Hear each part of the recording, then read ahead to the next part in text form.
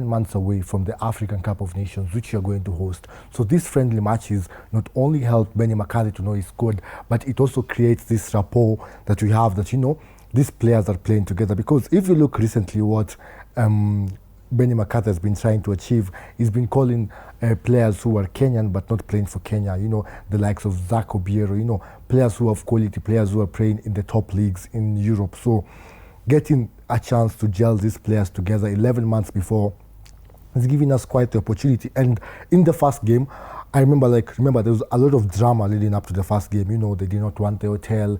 It was reported that they were not comfortable sleeping at the original hotel that was booked, and then they ended up, you know, having to be delayed for a minute, and then, you know, just a lot of drama. So you can argue that in the first game we were not in the right state of mind. However, coming into the second game, you could see the class that we had. You could see how good we are. You could see who Mohamed Bajaber really is. Remember, he has been criticized a lot because people said he came to the stage, took over, and then disappeared. But it's quite unfortunate. Football is not a fair game, you know. One injury, it's all it takes for you to not be okay. So Mohamed, he has done well, he's back, and I'm sure heading into AFCON, if he can stay healthy, for Simba and for Harambee Stars, he can be a very crucial player, because when you look at it, the talent is there. He's one of the best wingers you can have.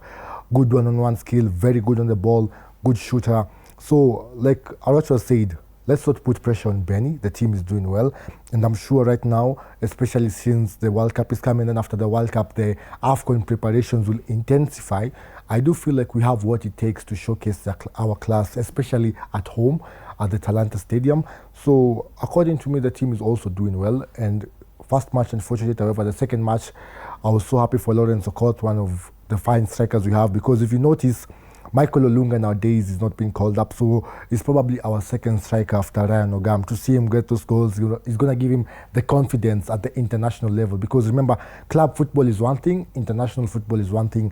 Nothing better than playing for your country. And finally, like Arocha said, especially in international football, there is no small team, because they play for they play for passion, they play for pride, they play for their country. So there's nothing like a small team. You saw it here when you beat Morocco as 10 men, because we played with passion. So the team is doing well, and I do know Benny McCarthy has a lot in store for us. I can see he wants the AFCON. I believe after the AFCON, he'll probably go get another job, but I do feel like, according to my observation, he wants it. He wants to show people, you know, I can do what it takes, you know, with the underdog story. Yeah. Before we listen to what Coach Benny McCarthy has said, let's talk about Mohamed Bajaber.